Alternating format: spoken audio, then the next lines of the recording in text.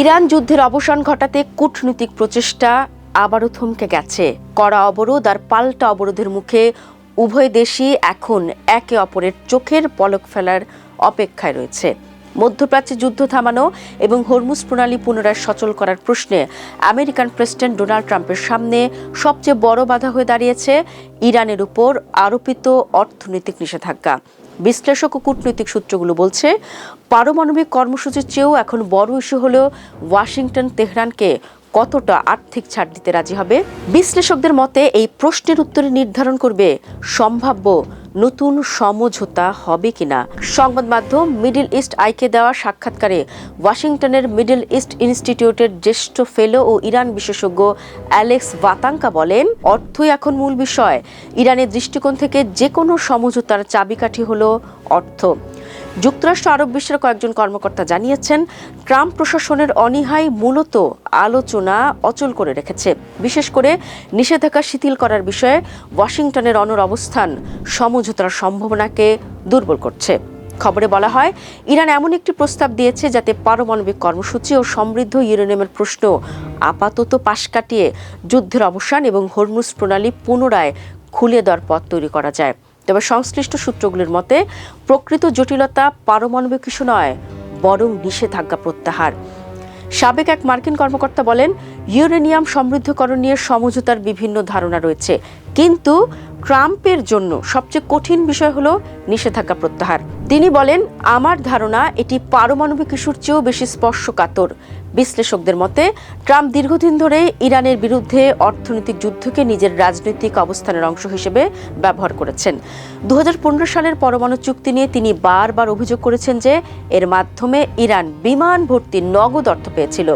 Alex ভাতাঙ্কা বলেন, Trump শুরু থেকেই ওই চুক্তিকে যেভাবে উপস্থাপন করেছেন তা এখন তার জন্য সমস্যা তৈরি করছে, কারণ তিনি এখন যাই করুন না কেন সেটি তার আগের সমালোচনার সঙ্গে তুলনা করা হবে।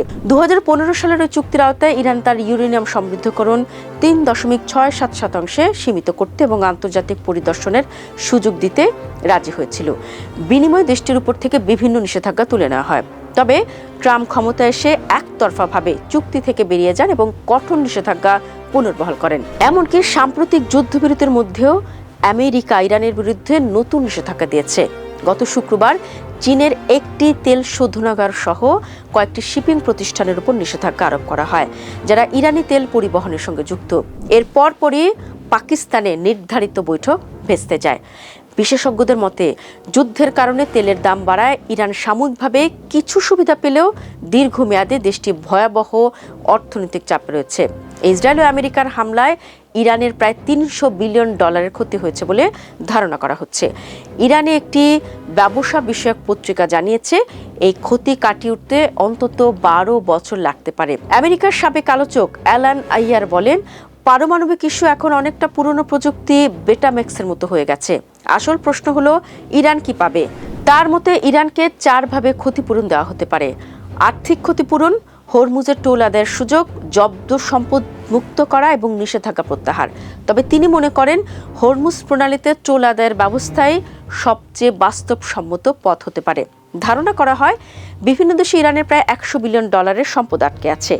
এর মধ্যে কাতারের প্রায় $6 বিলিয়ন রয়েছে। এছাড়া দক্ষিণ কোরিয়া, জাপান, ইউরোপে ইরানি তেল বিক্রির অর্থ আটকে আছে। সংবাদ মাধ্যম এক্সিওসের এক প্রতিবেদনে বলা হয়, এপ্রিল মাসে আমেরিকা ইরানকে $20 বিলিয়ন ছাড়ের প্রস্তাব দিয়েছিল যদি তেহরান তার সমৃদ্ধ ইউরেনিয়ামের মজুদ ত্যাগ করে। তবে বিশ্লেষকরা মনে করেন 2026 সালের মধ্যবর্তী নির্বাচনের আগে ট্রাম্প বড় অঙ্কের অর্থ ছাড় দিতে চাইবেন না, কারণ এতে তার আগের রাজনৈতিক বক্তব্যের সঙ্গে সাংঘর্ষিক অবস্থান তৈরি হবে। এর বাইরে হরমুজ প্রণালীতে টোল আরোপের ধারণা নিয়েও বিতর্ক তৈরি হয়েছে। শুরুতে ট্রাম্প ইঙ্গিত দিয়েছিলেন যে আমেরিকা ও ইরান এ থেকে আয় ভাগাভাগি করতে পারে, কিন্তু পরে ওয়াশিংটন সে অবস্থান থেকে সরে আসে। আরব কূটনৈতিক সূত্রগুলো জানিয়েছে, সংযুক্ত আরব আমিরাত, বাহরাইন ও কুয়েত সহ উপসাগরীয় দেশগুলো ইরানকে হরমুজের গেট কিপার হিসেবে স্বীকৃতি দেওয়ার বিরোধিতা করছে। কুইন্স ইনস্টিটিউটের ভাইস প্রেসিডেন্ট ত্রিতা পার্সি বলেন, ইরান টোলের বিষয়টিকে আসলে নিষেধাজ্ঞা প্রত্যাহারের জন্য দর কষাকষির হাতিয়ার হিসেবে ব্যবহার করছে। তিনি বলেন, টোল থেকে যা হবে তা নিষেধাজ্ঞা তুলে নিলে যে অর্থনৈতিক সুবিধা মিলবে তার কাছাকাছিও নয়। ইরান এখন আমেরিকার সঙ্গে একটি চূড়ান্ত সমঝোতা চায়, আর তার অর্থ হলো সব নিষেধাজ্ঞা তুলে নিতে হবে। তার ভাষায় ইরানের শুধু তেল রফতানি করলেই হবে না, আন্তর্জাতিক বাজারে স্বাভাবিকভাবে কেনাবেচা করতে হবে, শিল্প কারখানা গড়ে তুলতে হবে। যুদ্ধের পর ইরানকে একটি স্বাভাবিক অর্থনীতিতে পরিণত হতে হবে। তবে বিশ্লেষকদের অনেকে মনে করছেন, ইরানকে সেই ধরনের অর্থনৈতিক স্বাভাবিকতা ফিরিয়ে দেওয়া ট্রাম্পের জন্য রাজনৈতিকভাবে অত্যন্ত কঠিন। বিশেষ করে ইসরায়েল যে কোনো ধরনের নিষেধাজ্ঞা শিথিলের বিরোধিতা করছে।